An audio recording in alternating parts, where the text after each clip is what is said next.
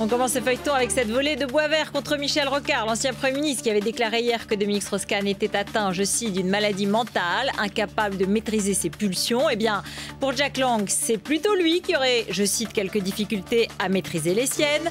Laurent Fabius également est monté au créneau. Je ne savais pas que Michel Rocard était un expert médical international reconnu. En revanche, Manuel Valls, comme François Hollande, ont plutôt esquivé, écoutez. Et si on arrêtait ce type de déclaration, je crois que ça serait pas mal. Quoi. Bon. Je ne vais pas commenter les propos. J'essaye de respecter les personnes, toujours. C'est l'arroseur arrosé. Jean-Noël Guérini a répliqué Harlem Désir sur son blog. Le secrétaire du PS par intérim avait appelé le responsable de la Fédération socialiste de Marseille à quitter le PS s'il était mis en examen. Jean-Noël Guérini le qualifie de professeur de morale et lui rappelle que lui-même avait été condamné en 1998 pour recel d'abus de biens sociaux. D'un château à l'autre, Catherine Pégard, conseillère de Nicolas Sarkozy à l'Élysée, devrait quitter son poste pour diriger le château de Versailles. L'ancienne journaliste politique pourrait être nommée dès demain au Conseil des ministres en remplacement de Jean-Paul Ayagon, l'ancien ministre de la Culture, dont le mandat n'a pas été renouvelé. Voilà, restez avec nous.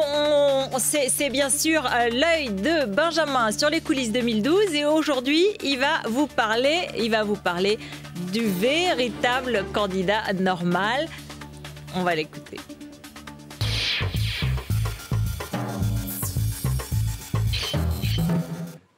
Être un candidat normal. François Hollande en a rêvé, mais a vite abandonné l'idée devant le feu des critiques et des railleries. D'autant que sur le terrain de la normalité, François Hollande aurait été largement concurrencé. Car le seul, le vrai candidat normal, nous l'avons trouvé. Il se nomme Philippe Poutou. Souvenez-vous, le successeur d'Olivier Besancenot, un candidat tellement normal que même la presse s'était trompée de photo lors de sa désignation et l'avait confondu avec un syndicaliste. Et bien aujourd'hui, lors des universités du NPA, M. Poutou a donné le top départ de sa campagne présidentielle de manière très normale.